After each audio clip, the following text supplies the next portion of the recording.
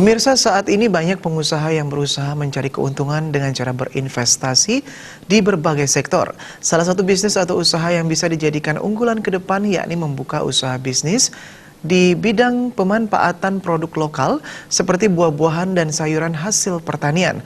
Hal ini juga bisa meningkatkan pendapatan para petani lokal. Menurut akademisi ekonomi Gede Wardana, melihat iklim investasi saat ini, para investor cenderung akan menanamkan modalnya apabila ada keuntungan yang bisa diperoleh untuk bisa diinvestasikan kembali.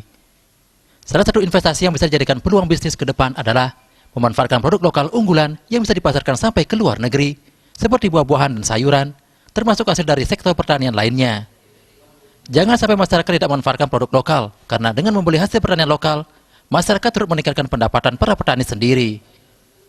Masyarakat saat ini cenderung membeli produk luar hanya karena kesan bergengsi di masyarakat. Kedepan peluang bisnis dengan menjual produk lokal akan menjadi menguntungkan. Terlebih lagi kebijakan pemerintah sangat mendukung pemanfaatan produk lokal tersebut. Seperti produk kan ya kita punya buah-buahan, sayuran, sektor pertanian digerakkan secara baik gitu. Jadi serentak ini, tidak boleh hanya sepihak aja. Ketika musim harganya turun, musim anggur harganya turun, padi kalau padi kan ada floor price dan selling price itu kan masih bagus ya. Produk-produk misalnya jangan sampai kedelai ada bahan bakunya misalnya. Udah itu misalnya buah-buahan mendatangkan semua ya. Karena pola kita masyarakat kita udah demonstration effect ini.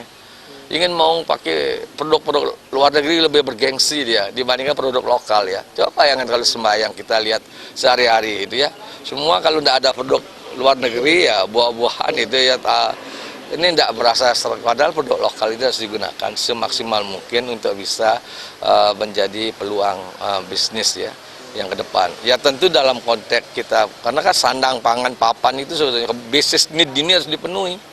Nah, para investor itu bisa memenuhi kebutuhan bisnis need ini, sandang, papan, pangan ini ya, ini yang harusnya diutamakan juga. Selain di sektor pangan, ke depan sektor perumahan juga menjadi peluang. Kebutuhan sandang, pangan, dan papan selalu menjadi kebutuhan pokok manusia. Bayudi, Bali TV.